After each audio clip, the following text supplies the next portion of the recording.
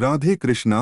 पूर्व काल के इतिहासकार बताते हैं, मुगल हुमायूं और रानी कर्णावती की राखी का असली सच क्या है। आइए मित्रों जानते हैं रक्षाबंधन के इस पवित्र त्योहार के महत्व के बारे में। रक्षाबंधन के त्योहार वैसे तो भाई बहन के प्रेम का त्योहार माना जाता है, लेकिन जब मेवाड़ राज्य की बात आती है तो मेवाड़ राज्य के शौर्य की गाथाओं के चर्चे भी इतिहास के पन्ने में सामने आते हैं।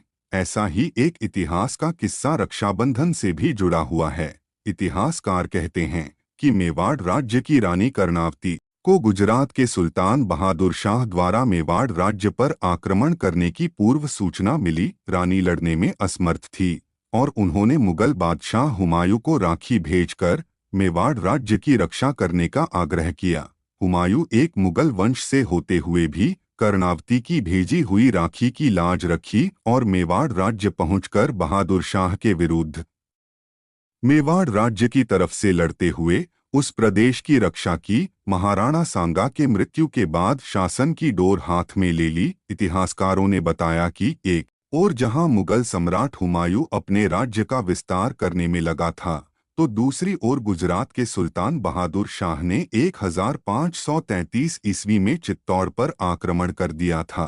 ऐसे में महारानी कर्णावती ने राजपूतों और मुगलों के संघर्ष के बीच हुमायूं के सामने प्रस्ताव रखा कि हम आपस में संधि करके अपने समान शत्रु बहादुर शाह के खिलाफ आक्रमण की तैयारी करें। महाराणाई कर्णावती महाराणा सांगा की विधवा रानी थी। मुगल सम्राट हुमायूं ने रानी का प्रस्ताव स्वीकार कर लिया।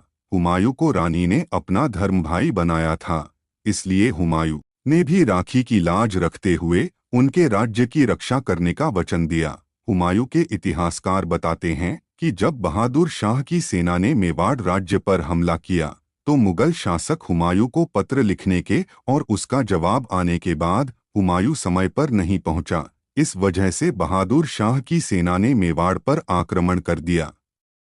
महारानी कर्णावती ने अपने दोनों पुत्रों को अपना बूंदी राज्य भेज दिया और कर्णावती ने हजारों राजपूतानियों के साथ जौहर किए। परंतु इस समय बहादुर शाह ने चित्तौड़गढ़ जीत लिया। इस बात की खबर जब हुमायूं को लगी तो महारानी कर्णावती की राखी की लाज रखते हुए उसने बहादुर शाह से युद्ध कर उसे युद्ध में परास्त किया था और युद्ध के पश्चात मेवाड़ राज्य की महारानी कर्णावती के पुत्रों को सौंपा। और इतिहासकार बताते हैं कि कैसे महारानी कर्णावती की भेजी हुई राखी को धर्म के अनुसार अपनी बहन की रक्षा की। यहीं पे यह पौराणिक कथा समाप्त होती है। वीडियो अच्छी लगी हो तो लाइक शेयर और ऐसे ही पौराणिक इतिहास सुनने के लिए हमारे चैनल को सब्सक्राइब जरूर करें। धन्यवाद।